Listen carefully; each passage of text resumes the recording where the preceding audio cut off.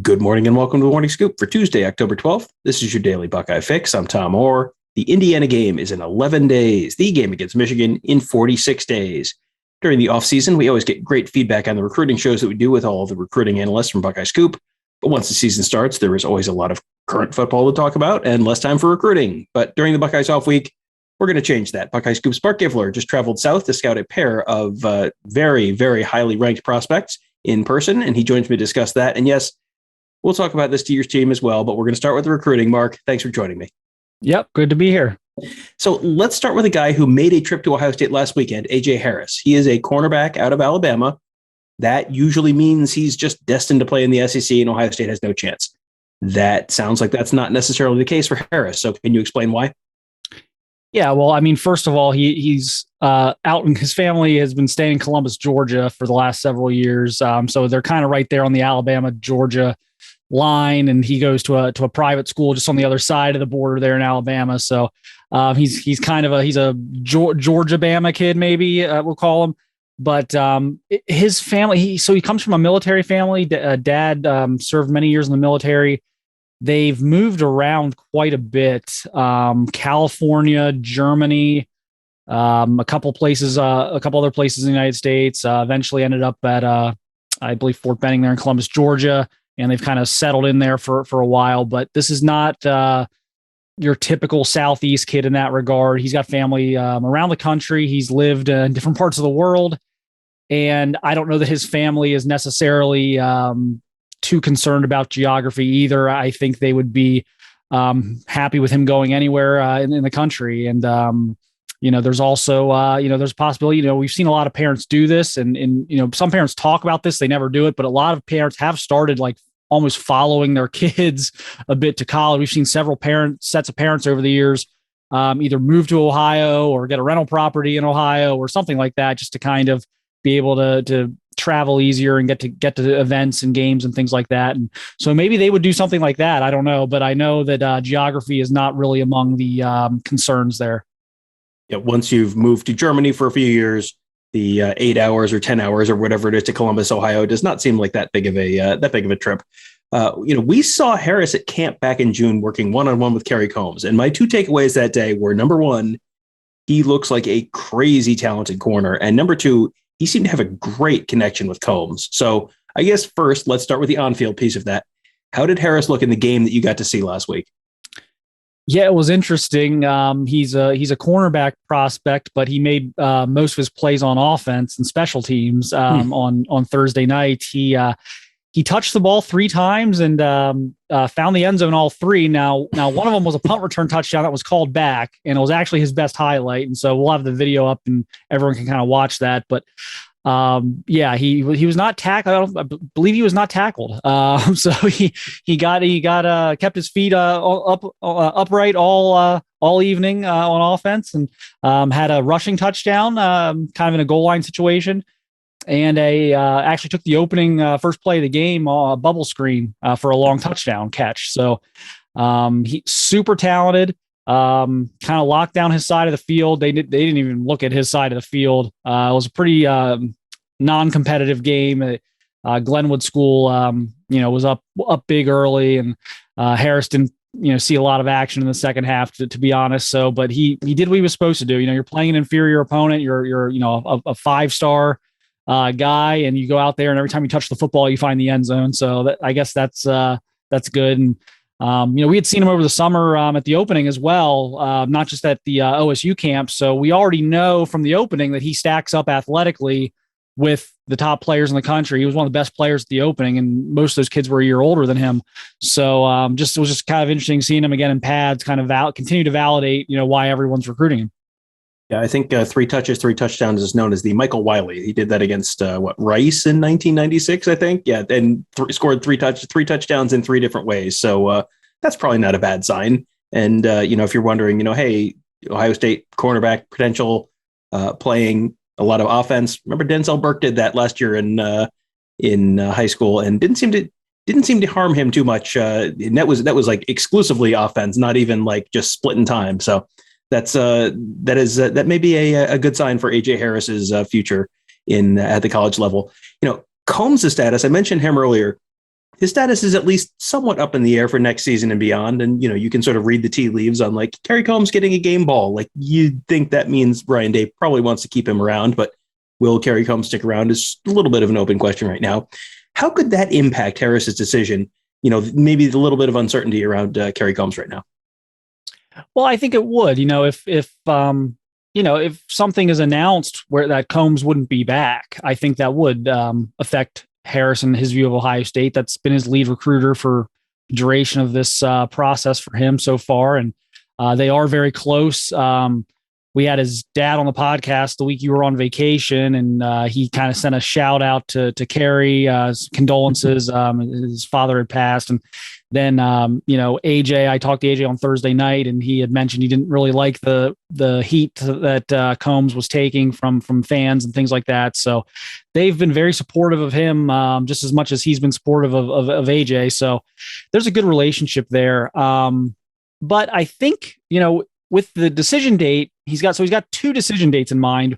One is his birthday, which I believe is January 11th. And I'm sorry if I'm reversing these, but one of them is his birthday. I think that's the January 11th date. The other one is his mom's birthday on December 13th. I think that's right. I don't think I have those switched, but so he's still a little fluid on that. But I would have to think Ohio State would have the answer to that question by either of those dates, certainly by January 11th. And, I just continue to hear and feel that they want this to work within the current structure of the defense. So, obviously Matt Barnes has taken some added responsibility here these last few weeks, but I think Ohio State's plan A is for this current setup to just click, improve the defense, and roll out, with that next year where you've got Barnes a little bit more involved in the scheme and the X's and O's and the play calling.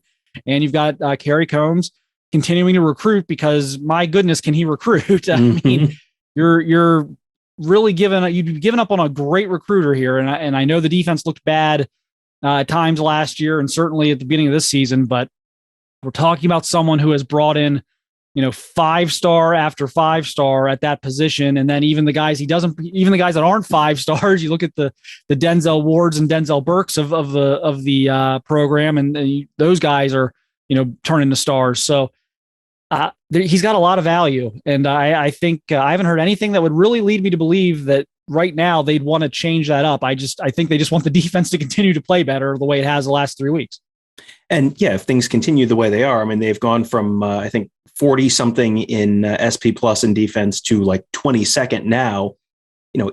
As long as they stay there or a little better, I don't know that you need to rock the boat. And I mean, like, as I said, you get the sense reading the tea leaves that Ryan Day wants him to stay. And someone on our Ask the Insiders board asked, is he going to have to take a pay cut? It's like, I don't know why he'd have to take a pay cut if they're happy with him. Ohio State seems to have plenty of money. That's my sense about Ohio State football. They seem to have plenty of money. And, his value as a recruiter alone, if you're bringing in one of these, a Denzel Burke type every year, that's going to make enough of an on-field impact that whatever he's making, he's worth it.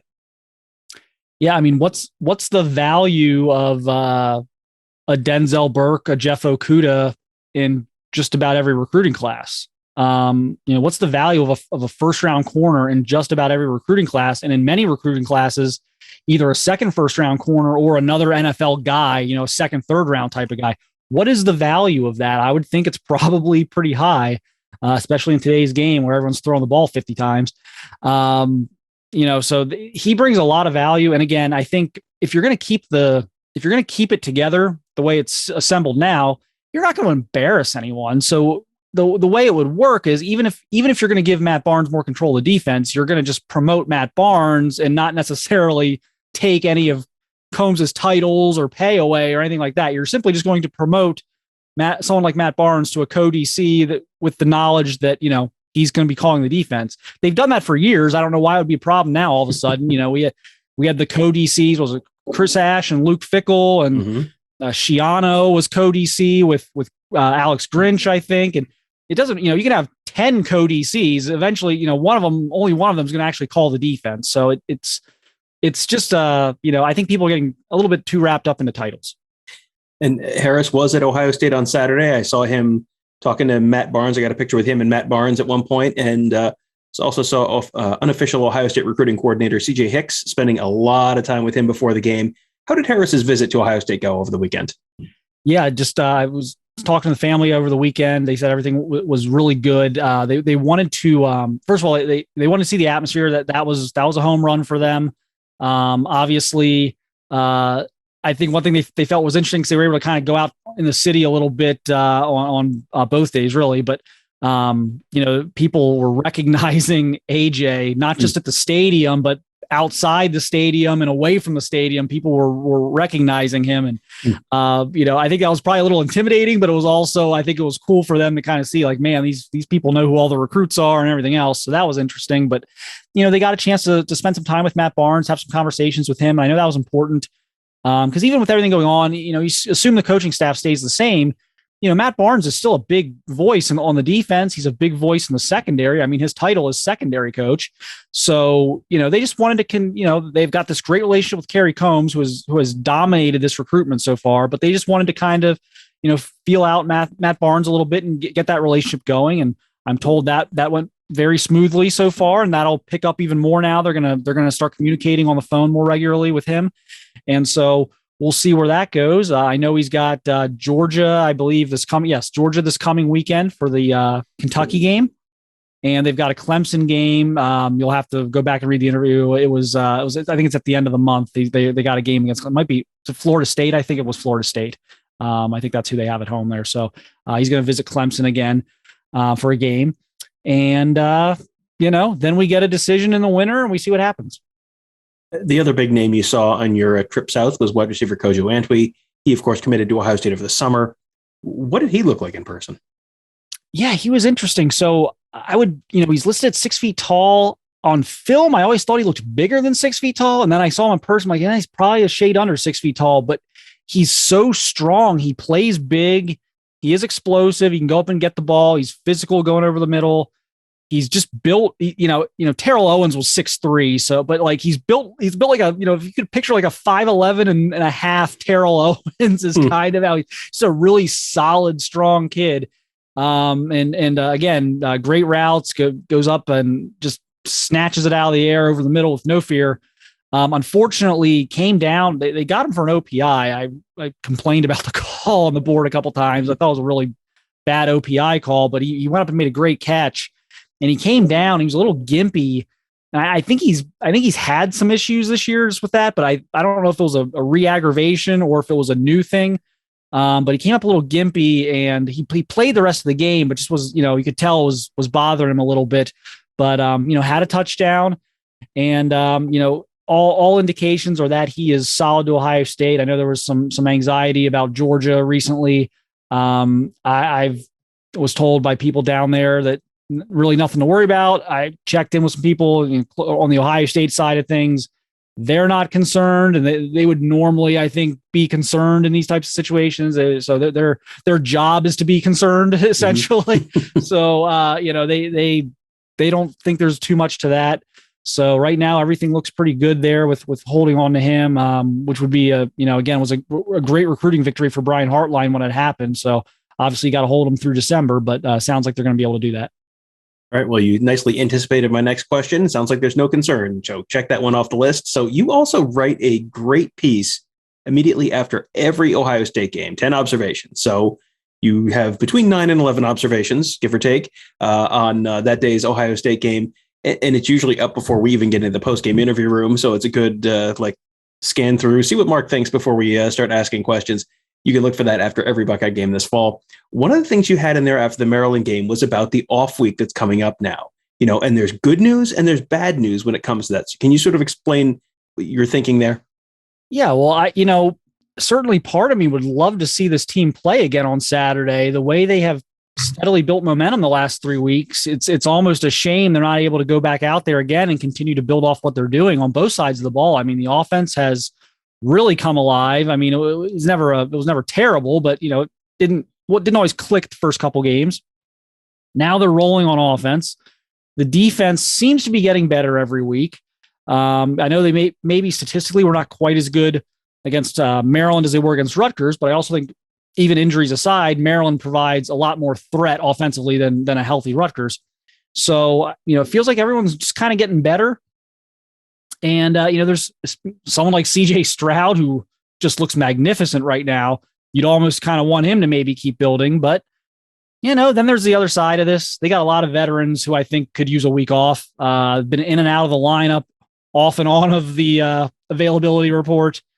CJ Stroud, as much as I want to see him, I also, you want that shoulder to be healthy. So is a couple days off extra going to maybe cement that fact that the shoulder's not going to, reemerge as an issue there? That could be a positive of the bye week. And then you got all these freshmen that, I think we all knew were going to play, but I don't think we thought they were going to play. Maybe I don't think anyone thought Denzel Burke was going to be playing the role he played right now. Tyleik Williams was a guy who we were really high on. We posted a lot of really positive reports on Tyleik Williams heading into the season, but a lot of them were prefaced with, this is probably a year 2 guy because of all the veteran defensive tackles they have, but they think the future is really bright for him. Well, the future is now for Tyleik Williams. Obviously, Travion Henderson's kind of been everything we thought he might be. And so you've got all these, Emeka Ibuka's playing, there's a lot of guys, and, you can hit that freshman wall. They've never been through this 12, 13 game college football season. By game 5, 6, 7, 8, you could really hit a wall. So this may be a well-timed buy for those guys to get their batteries recharged. This is the exact halfway point of the college football regular season for the Buckeyes. 6 games down, 6 games to go before the end of the regular season. So it makes, and with the off week, it makes it a very natural time to kind of take a look back at the first half of the season. And man, it has been an eventful first half of the season for sure. You can go through all the injuries and the defensive turmoil and all of the emergence of the freshmen. I mean, there have been a lot of interesting storylines to follow over the first half of that season. But to you, what has been maybe the biggest surprise, either good or bad, for the Buckeyes through that first 6 games? I would have to say, again, Denzel Burke coming out of nowhere. And I know Tony's talked about this a lot, and we don't want to give Tony any credit, but, some of the things Denzel Burke is accomplishing have either never been accomplished by a true freshman corner or have so rarely been accomplished by a true freshman corner at Ohio State. And Ohio State's a place that's produced as many great corners the last 30, 40 years as any program in America. And to see him come in and basically be a guy who mostly played receiver in high school and become that is just an incredible surprise. I'll double back on that and just kind of maybe give a negative. Is I know they're new linebackers this year, but there's a lot of guys who have been in the program a while. And it's been a little surprising to me that not only has it taken them, halfway point of the season before we really start, I think we finally have seen a game or two now where it's like, oh, okay, getting better.